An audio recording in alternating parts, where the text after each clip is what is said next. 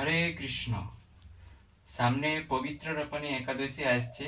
আজ এই একাদশীর মহিমা সম্বন্ধে আমরা একটা জানতে পারবো যে আমরা জীবনে অনেক কিছু সৎকর্ম করে থাকি। এই জীবনে আমরা অনেকে সৎকর্ম করছি এবং সৎ উপায়ে চলছি, কিন্তু আমাদের অনেকে আর্থিক সমস্যা হোক বা শারীরিক সমস্যা হোক, বিভিন্ন রকমের সমস্যা লেগে থাকে।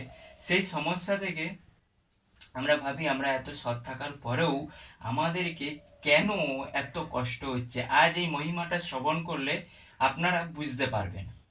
তো এই যুধিষ্ঠির মহারাজ শ্রীকৃষ্ণকে এই শ্রাবণ মাসের শুক্লাপক্ষে পবিত্র রপণী একাদশীর সম্বন্ধে জিজ্ঞাসা করেছিলেন। তখন শ্রীকৃষ্ণ বলেছিলেন যে দাপর যুগে এই শ্রাবণ মাসের এই একাদশীর সম্বন্ধে একটা লীলা আছে। সেই লীলাটা হলো, মহিজিৎ নামক এক রাজা ছিলেন মাহিষ্পতি রাজ্যে। সেই রাজ্যে তিনি তিনি খুব ছিলেন সৎ, দয়ালু। কেননা তিনি প্রজাদেরকে পুত্রদের মতন দেখতেন এবং তিনি যে রাজকোষ তিনি সৎ উপায়ে তিনি ভান্ডার করেছিলেন এবং সবাইকে সমান চোখে দেখতেন এবং যারা দুষ্ট তাদেরকে দণ্ড দিতেন। মোট কথা হলো উনি সৎ ব্যক্তি ছিলেন। তো এনার এত কিছু থাকা সত্ত্বেও ওনার কিছুদিন পরে ওনার একটা মনে দুঃখ এলো। কি দুঃখ? না, আমার পুত্র নেই। তো পুত্র না থাকার জন্য ইহলোক পরলোক দুই লোকই খারাপ। তিনি চিন্তা করছেন এটা তো কি করে আমি যে এর থেকে আমি উদ্ধার পাবো, এই চিন্তাই ছিল। আর সব থেকে বড় কথা হলো তিনি আরো চিন্তা করছে আমি তো সবকিছু সৎ উপায়ে করছি, সৎ উপায়ে সবাইকে দেখছি, সমান চোখে দেখছি, তা সত্ত্বেও আমার মনে এই দুঃখটা কেন আসছে। তিনি এরকম চিন্তা করার পর প্রজাদেরকে ডাকলেন, সব ব্রাহ্মণদেরকে ডাকলেন। তো উনি বললেন যে আমার এই প্রবলেম, আমার এই সমস্যা হয়েছে, তো আমি কি করতে পারি। তখন ব্রাহ্মণেরা বলল, এক গভীর বর্ণের ত্রিকালজ্ঞ এক ঋষি আছেন, ওনার কাছে আমরা সবাই মিলে যাব, এর উপায় কি আছে তিনি বলে দিবেন। তো সেই গভীর জঙ্গলে লোমশ নামে এক রাজা মুনি ছিলেন। সেই মুনি কেন আবার লোমশ নাম হয়েছে এনার? ইনি হচ্ছে ব্রহ্মার এক কল্প হলে ওনার গায়ের থেকে একটা লোম খসে পড়তো, তাই ওনার নাম হয়েছিল লোমশ।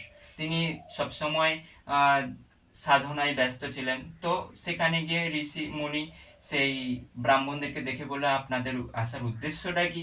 তখন ব্রাহ্মণ বললেন, আমাদের এক যে রাজা আছেন, তিনি মহিজিৎ নামক যে রাজা আছেন, তিনি সৎ, খুব দয়ালু। তিনি ওনার পুত্র সন্তানের জন্য ওনার দুঃখ প্রকাশ হচ্ছে, কেন ওনার পুত্র সন্তান হচ্ছে না। তখন সেই ঋষি ধ্যানে বসে দেখলেন যে ওনার আগের পূর্বজন্মের কি ছিল। তো দেখলেন তিনি পূর্বজন্মের হচ্ছে বৈশ্য ছিলেন, দরিদ্র বৈশ্য। তো তিনি বাণিজ্য করতে যেতেন এক গ্রাম থেকে অন্য গ্রাম। সেই গ্রামে যাওয়ার জন্য একদিন কি হয়েছে না, তৃষ্ণা পেয়েছে। জলের খোঁজে খোঁজে দেখছে, একটা জলাশয় দেখতে পেয়েছিল। সেই জলাশয়ে গরু বাছুর দুজনে মিলে জল খাচ্ছিল।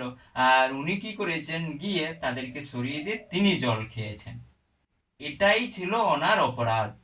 এই অপরাধের জন্যই ওনার হচ্ছে এই দুঃখটা প্রকাশ হচ্ছে। ওনার ওনার মনে পুত্র সন্তান হচ্ছে না, সেই জন্য ওনার মনে দুঃখ, এটাই ছিল ওনার পাপ। তখন সবাই জিজ্ঞাসা করলো, এর উপায় কি? কিছু তো ব্রত করলে আমাদের এই পাপ তো দূর হতে পারে। তখন তিনি এই পবিত্র রপণী একাদশীর কথা বলেছিলেন।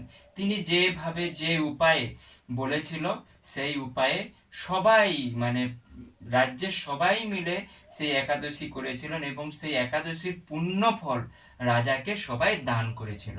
সে দান করার ফলে সেই রাজমাতা গর্ভবতী হয়েছিলেন, পরে সুন্দর পুত্র সন্তান হয়েছিল।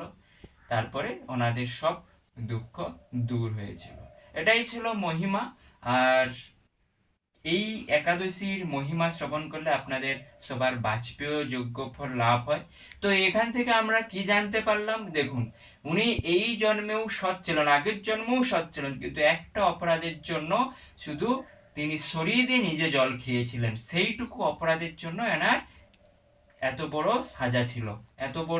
এত কিছু থাকা সত্ত্বেও কোথাও না কোথাও একটা দুঃখ ছিল। সেরকম আমাদের জীবনেও এইরকম আমাদের হচ্ছে সৎ উপায়ে আছি, মনে হচ্ছে আমাদের এত কষ্ট কেন, আমাদের এই কেন, এই হলো পূর্বজন্মের আমাদের কিছু দুষ্কর্মের জন্য হয়। সেই জন্য আগের জন্মে কি হয়েছে এখন তো ফল ভোগ করছি আমরা সবাই।